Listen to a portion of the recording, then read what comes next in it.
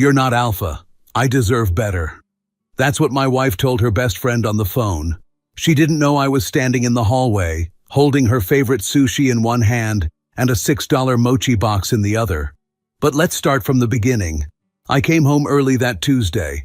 Not because I planned to. One of my clients rescheduled last minute, and I figured, why not surprise my wife with something nice? A small detour to her favorite sushi place, 2 boxes of that overpriced mochi she swears is worth every calorie, and boom, I was husband of the month material. Again. I parked the car, grabbed the bags, and walked upstairs with that quiet little satisfaction of a man who thought he still understood what love meant. The door wasn't locked. That was normal.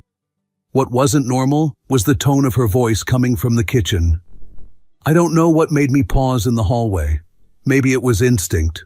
Or maybe I just noticed how different her voice sounded.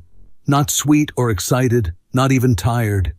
It was that low, bored but gloating register she usually reserved for talking about other people. And this time, the subject was me. No, he's sweet and all, but come on, he's not alpha. Never was. I deserve better. I froze. I wish I could say I stormed in and threw the food across the room, or that I burst out laughing and yelled, "Surprise! You're on speakerphone with a divorce lawyer." But no, I just stood there, motionless. Mochi in one hand, raw salmon in the other, and a brand new rip in the fabric of my reality hanging in the air like a knife. She didn't know I was home. She kept chatting. I mean, he's polite, too polite, like opens doors and listens to me talk about my dreams. Cute, but not masculine, not like that guy I showed you. Ugh, if only. She laughed. I didn't. I backed up quietly, set the food on the kitchen table, and walked into the bedroom. Closed the door behind me. No slam, no drama, just silence. Now, let me clarify something before the Reddit moral patrol shows up. I'm not the kind of guy who eavesdrops on my wife. I don't track phones. I don't check texts. Hell, I don't even like opening her Amazon boxes in case I accidentally unwrap another $300 crystal energy lamp that's supposed to stabilize our frequency. But that wasn't just girl talk. That wasn't harmless venting. That was a thought-out statement, a judgment, a decision already forming in her head. So when she came into the bedroom 20 minutes later, holding the sushi and grinning like nothing happened, I asked, "Hey, Chels, what did you mean when you said I'm not alpha and you deserve better?" She blinked, then smiled, then rolled her eyes. "Oh my God, you heard that?" "Babe, relax. That's just how we talk. Me and Kendra say dumb stuff all the time. It doesn't mean anything." I looked at her. She looked back with that guilty smirk hybrid people use when they know they messed up, but think they're charming enough to get away with it. "Seriously," she added, "don't take it personally. It's just girl talk." Ah, yes. The sacred defense of all casual verbal assassination. Girl talk. So I nodded, said okay, ate some sushi, and then I stayed awake until 3 a.m., staring at the ceiling, thinking about how to verify just how much of her talk was just talk. You know how in spy movies there's always that one scene where the hero opens a secret drawer, pulls out a hidden laptop, and starts typing ominously in the dark? That was me, except instead of hunting international terrorists, I was setting a thirst trap for my own wife. And instead of a secret drawer, it was, well, my office, with bad lighting, and a glass of bourbon that I didn't need but absolutely earned. Anyway, that's how it started. After hearing Chelsea tell her friend she deserved better because I wasn't alpha enough, I had 2 choices. Let it go and pretend our marriage wasn't bleeding out on the carpet. Put on gloves, grab a scalpel, and dissect exactly how deep this rot went. I picked the scalpel. And bourbon, obviously. Meet Nathan Steele, the man your man could look like if he stopped being emotionally available and started doing push-ups on broken glass. Profile pic, rugged, stylish black and white shot of some gym influencer I found with 9,000 followers and a jawline forged by Norse gods. Bio, short and smug. I don't chase, I attract. I threw up in my mouth a little when I typed it. Then hit create account and poured another drink. I didn't follow her right away. That would have been desperate. No, I followed a few fitness models, 2 whiskey brands, and 1 luxury watch page, to complete the alpha starter pack. Then I followed her.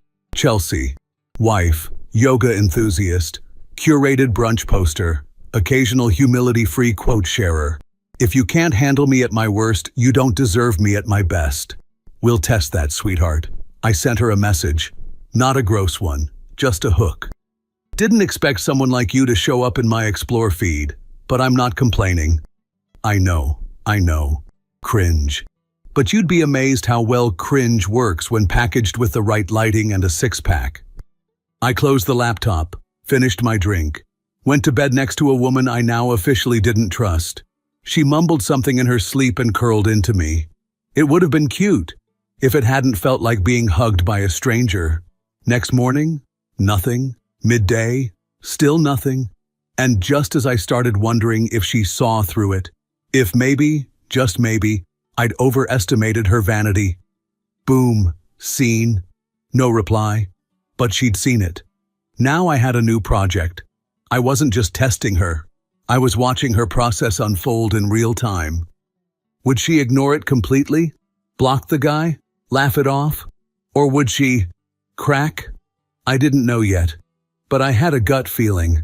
The kind of feeling a man gets when he already heard his wife say she deserves better. And now someone better just slid into her DMs. She hadn't replied. For now. But I had her attention. And soon, she'd show me exactly what kind of man she really wanted. 3 days. That's how long it took her to respond. Not that I was counting. Okay, I was. I even made a spreadsheet, but only because justice needs data. On the 3rd morning, somewhere between her second matcha latte and another boomerang story of her brunch, I saw the notification. Chelsea replied to your message. I stared at the screen for a moment like it had insulted my ancestors. Then I opened it. Sorry, didn't see this till now. You're very direct. Director. Right. That's what we're calling it. She followed it with, LOL, that's bold. The digital equivalent of a nervous giggle at a compliment you definitely don't hate. So I let Nathan speak. Not a fan of small talk or wasting time. Short, confident, no hearts, no emojis, just enough edge to let her imagination do the heavy lifting. She didn't answer right away, but she didn't block me either. And in the world of online flirting, that's basically a wink. Now you might be asking, Dorian, weren't you sick to your stomach watching this unfold? Answer, yes and no. Yes, because part of me was screaming, this is your wife, you idiot. She's supposed to delete this crap, not flirt back. And no, because the other part of me, the colder, sharper part, had already accepted what she was. This wasn't about trust anymore. This was an autopsy, and I was taking notes. By the end of the week, we were messaging daily. Little things at first. She told Nathan she liked his energy, that he was refreshing, that most guys in her DMs were either married creeps or gym bros who couldn't spell. Oh, the irony. I kept things vague, playful, always dangling just enough mystery to keep her curious. She asked where I lived. Here and there, she asked what I did for work. Enough to not need a boss. She said I seemed dangerous. Only if you play dumb. That one got a fire emoji. Meanwhile, in real life, she was the model wife, laughing at my jokes, kissing me goodnight, asking if I wanted to try that new tapas place Friday. Sure, babe. Let's get tapas. After you finish texting my alter ego about how bored you are with your emotionally stable husband. One night, she brought up her past relationships to Nathan. Said she'd been with safe guys before. That she wanted to feel something different now. Something raw. I almost replied, like guilt? But no, Nathan doesn't do guilt. Nathan pours whiskey, says your move, and watches the pieces fall. Then came the moment I knew she was slipping. She sent a picture. Nothing explicit, just her at the gym. New leggings, hip tilt, sweaty glow.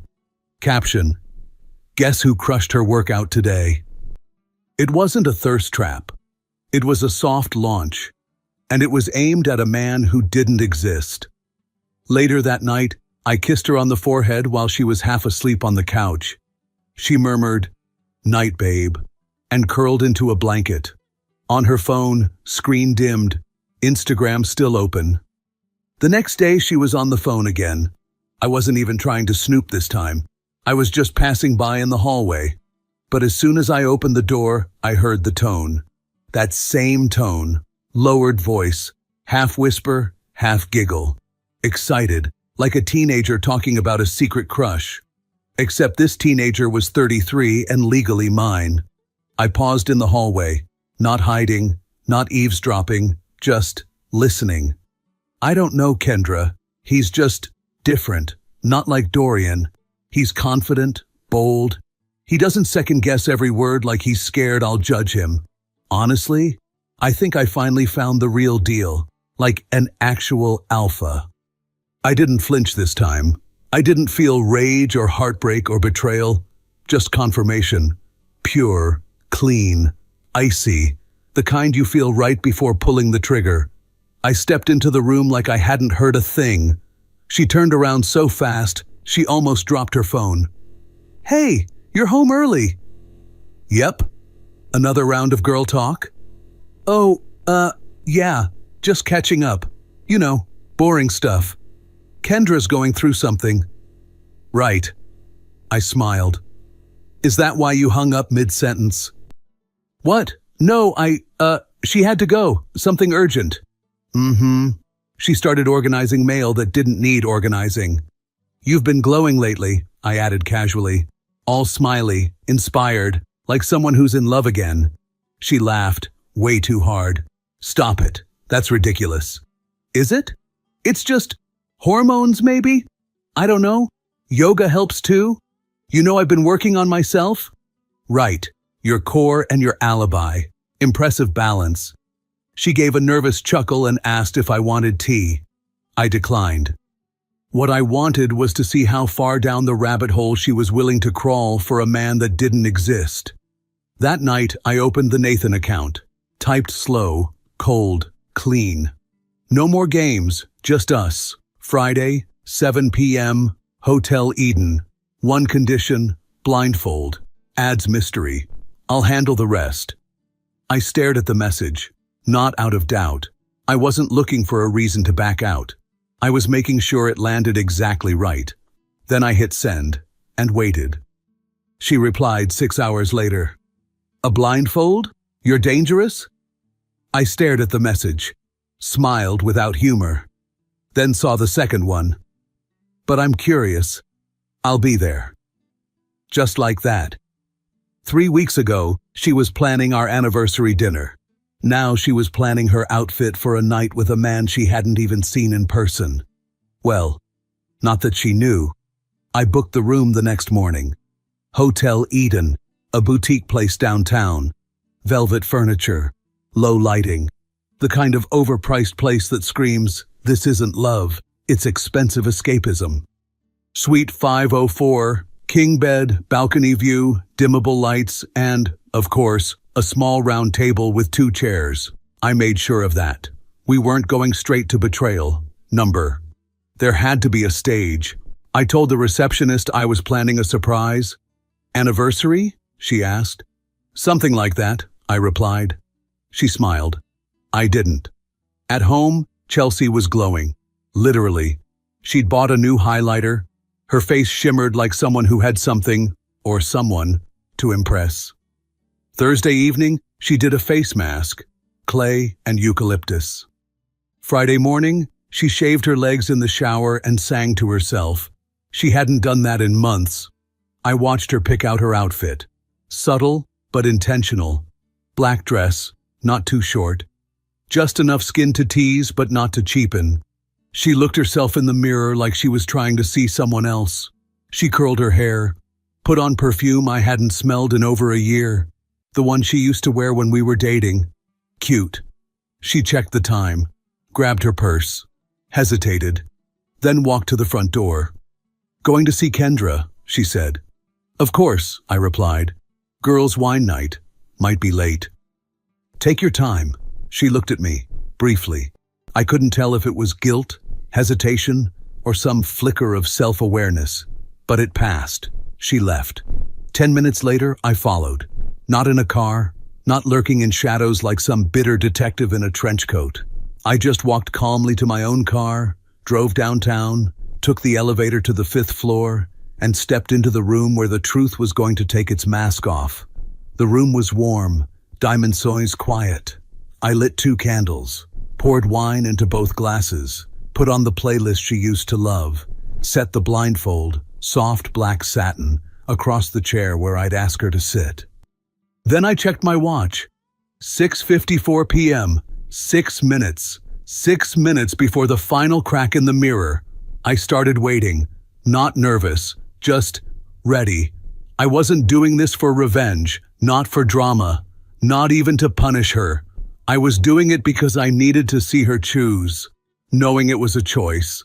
And because sometimes, people deserve to see the face behind the fantasy, even if it's the one they already married. 7:02 p.m. 2 soft knocks. I didn't answer, didn't move right away, just listened. I imagined her standing out there, rehearsing lines in her head, adjusting her hair, smiling nervously to no one. Then I bent down, picked up the blindfold, and slowly slid it under the door. Silence. 5 seconds. Then, "Oh my God.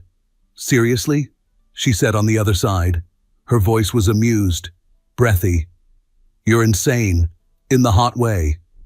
I heard the rustle of fabric, the quiet inhale as she adjusted the band over her eyes. A moment later. "Okay. Ready." I waited 3 more seconds. Let the silence do its work. Then I opened the door. She stood there blindfolded, arms slightly folded, smiling. Her lips wore a subtle lipstick, not too dark, not too flashy, just calculatedly seductive. Her black dress hugged her just enough to make her feel powerful, but not obvious. And now she was standing at the threshold of a lie she built herself. "You're not going to say anything?" she teased. I didn't. I simply took her hand, gently, deliberately, and guided her in. The room was dim and warm, lit only by 2 candles on the small round table. Wine already poured, plates set, untouched, music low and slow in the background, something bluesy with a little smoke in it. I pulled the chair back. She sat gracefully, crossing her legs like this was all routine. "This is wild," she said, laughing nervously. "Can't believe I'm actually doing this." She reached for the wine glass, found it after a few searching taps on the table, sipped carefully. Classy, better than I expected. I sat opposite her, silently. She tilted her head in my direction. "Still not going to say anything?" I stayed quiet. She smiled again, softer this time. "Mysterious, I like that. My ex-Dorian always talked too much." My fingers flexed once on the tablecloth, just once. "You feel different," she continued, "like intense, not soft, not predictable." She shifted in her seat, growing more comfortable, relaxed, a little emboldened by the anonymity. "I don't know, you're just more than what I'm used to, more than I ever thought I'd find." She took another sip. "With you, I feel seen, desired, and not for being perfect or sweet, but for being a woman. You have that thing, that energy. You don't even have to speak." She reached out her hand across the table, letting it hover in the air, searching. I didn't take it. Instead, I stood up, walked around the table. She sensed me behind her, lifted her chin slightly, expectantly. "This is the part where you kiss me, right?" she said, half whispering. Playful, open. Instead, I slowly reached down, untied the knot. The blindfold slid off her face like a curtain dropping on a cheap stage. She blinked into the candlelight, pupils adjusting. Her smile remained for half a second longer than her brain could justify, and then collapse. Lips parted, face drained.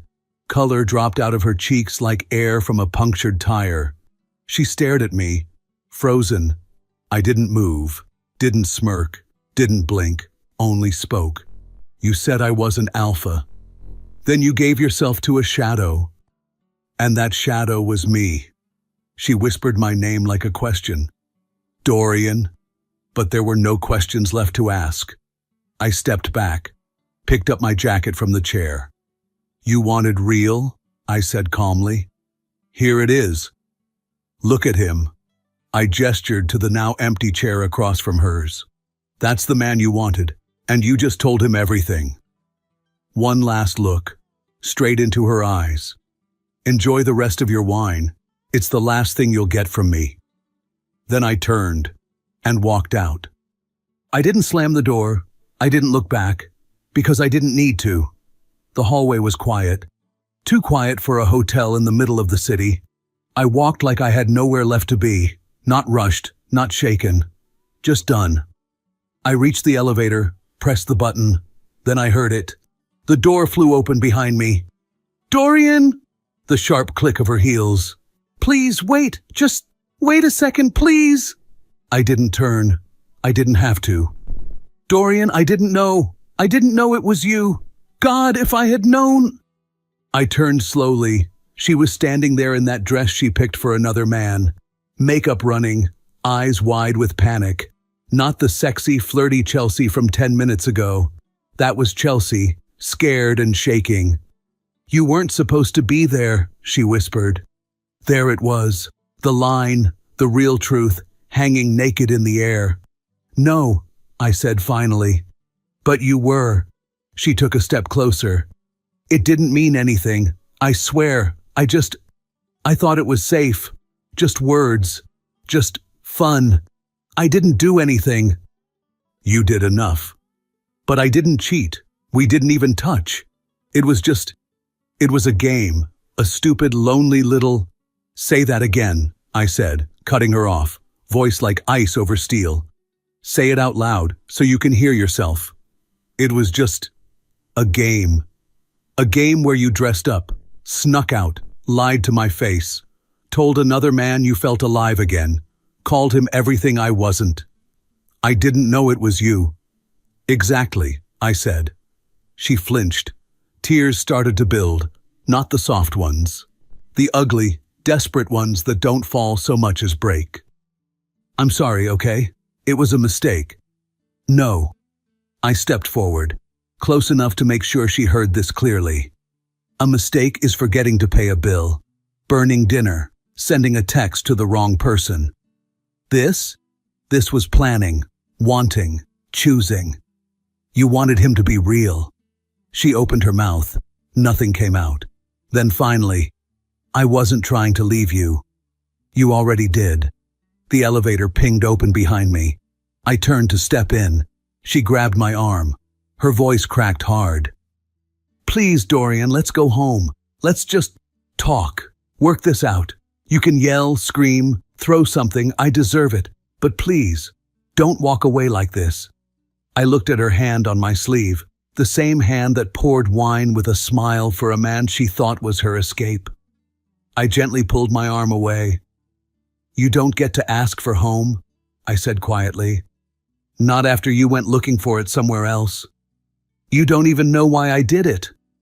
You're right, I said. I don't, and I'm done trying.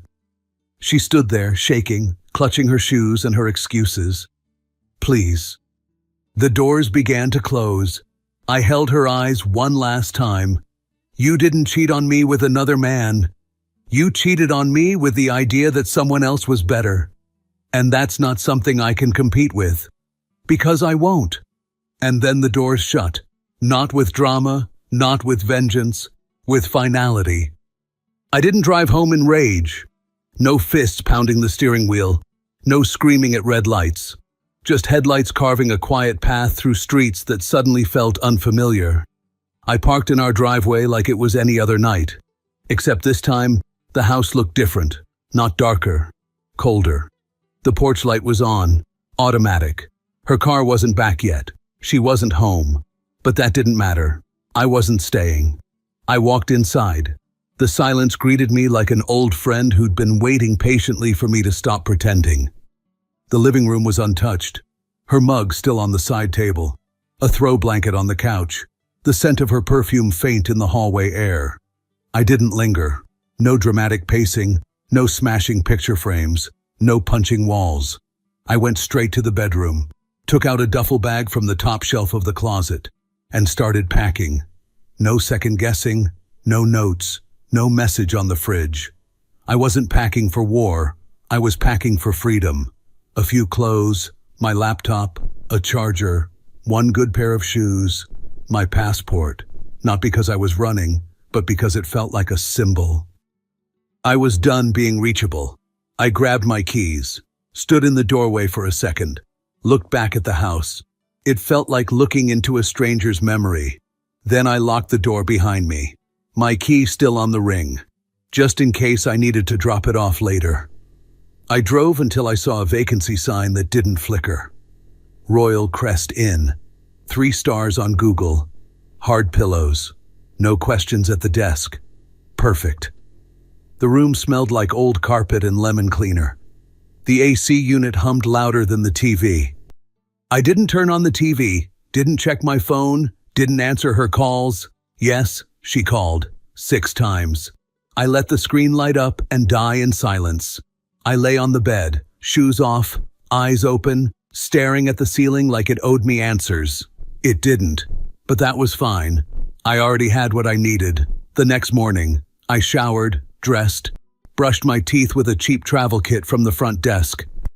By 8:17 a.m., I was standing in an attorney's office downtown, holding a file folder labeled Chelsea Ward, Dissolution Petition. I wasn't angry. I wasn't broken. I was clear.